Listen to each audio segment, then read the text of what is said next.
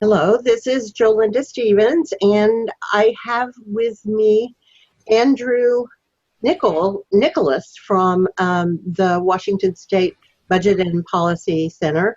He is their senior fiscal analyst, and he's going to talk to us about the McCleary decision and its effects and tax equity in general.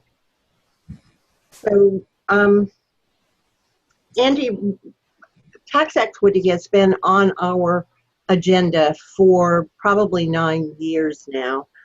We don't seem to have made much progress. But I'd like, if you would, for you to explain what the McCleary decision is and how you think it will affect the coming legislative session. Sure. Well, thank you for having me, and it's great to be here. Very high level, what McCleary is a Supreme Court decision that says we are not fulfilling as a state our obligation to provide our kids and grandkids with a education that will ensure economic prosperity for themselves and future generations going forward, and that we have been systematically underfunding basic education for decades. And the court is doing everything they can within their ability to do so to press lawmakers into putting additional funding into K through 12 education. And the amount that is going to be required is substantial. It's the truth is that there is no exact estimate of how much it will cost, but we know that it is in the billions of dollars, probably upwards of 6 to 7 billion when everything is said and done.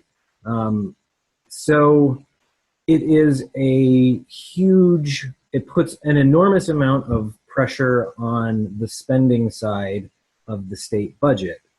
And the problem from our perspective is that you cannot possibly meet the McCleary mandate, put the billions of additional dollars into basic education, and we really need to look beyond basic education as well, which would require even more funds. You can't do that responsibly without looking at the revenue side of the ledger.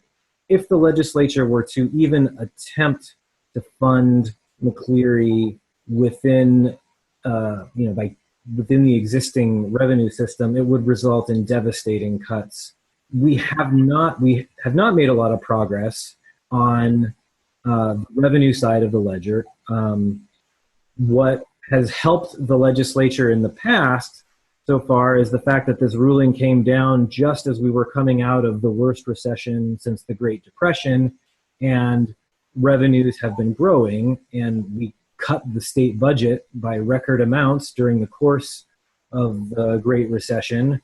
And so we have a pretty low funding base that we're coming off of now, and they have some reasonably healthy revenue growth that they've been able to put a fair amount of that into new funding for education.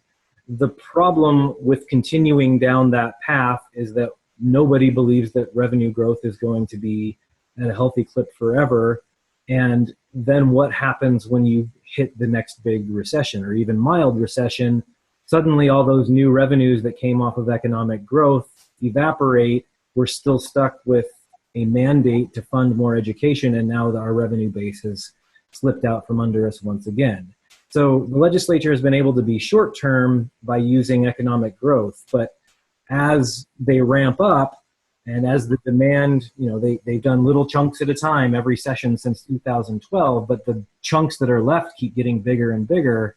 They're going to have to address the revenue side of the ledger. The major structural barrier is that we basically budget in this state on a 2-year cycle. And so the big budget stuff tends to happen in odd years. So we just put together a 2-year budget earlier this year from January through June.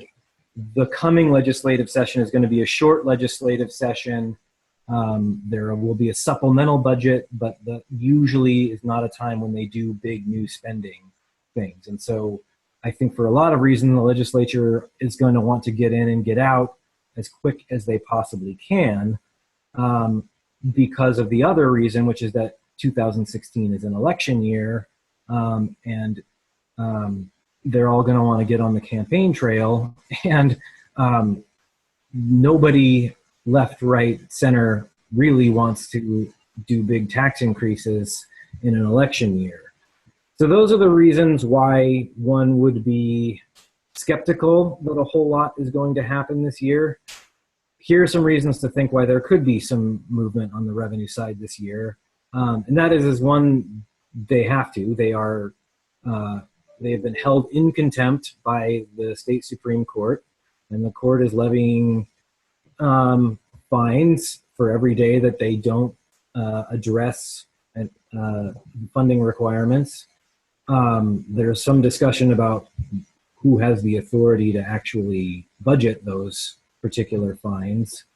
But certainly the ability to fund education is also going to be an election issue, and they don't want to look like they're not doing anything on that path either. And there is also some momentum. I'm not sure I would call it momentum, but there is a plan that is going around, a revenue neutral levy swap, which I think misses the point in a lot of ways, but nevertheless may be an opening to a bigger discussion about revenue. But I think whatever happens, it's not going to be huge this year around revenue. I think most people are assuming, at least in the legislative session, what will come out is not going to be huge. Now, there may be some things on the ballot in 2016, maybe a climate change initiative that would get significant revenues from reducing carbon pollution, and maybe some other things, but nothing out of the legislature. I think the next big movement on revenue opportunity will be the following 2017 through 19 budget cycle. When they're preparing that budget is when they're going to have a big bill on McCleary that they're going to have to handle, and they'll have to, or that's the best opportunity for the next major action on revenue. What do you know is happening to build towards 2017? Is there some way that we can work towards influencing that legislature? I do think that organizations like yours and organizations like ours do play a big role in continuing to hold their feet to the fire and saying you cannot forget about the revenue side of the equation. And the more the legislature is hearing from constituents saying that you can't do this responsibly without looking at making a more equitable and sustainable tax system in our state, is the way that you help tee up that conversation.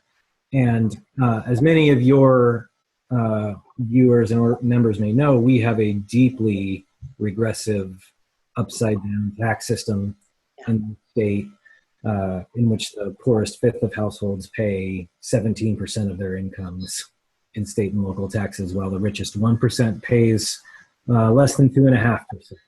And so I think those two things, the irresponsibility of meeting McCleary without revenue, and the fact that we have such an egregiously inequitable tax system in the first place, are two avenues that we can use to get that message out. Thank you so much, Andy. I really appreciate you giving this description and forecast for this.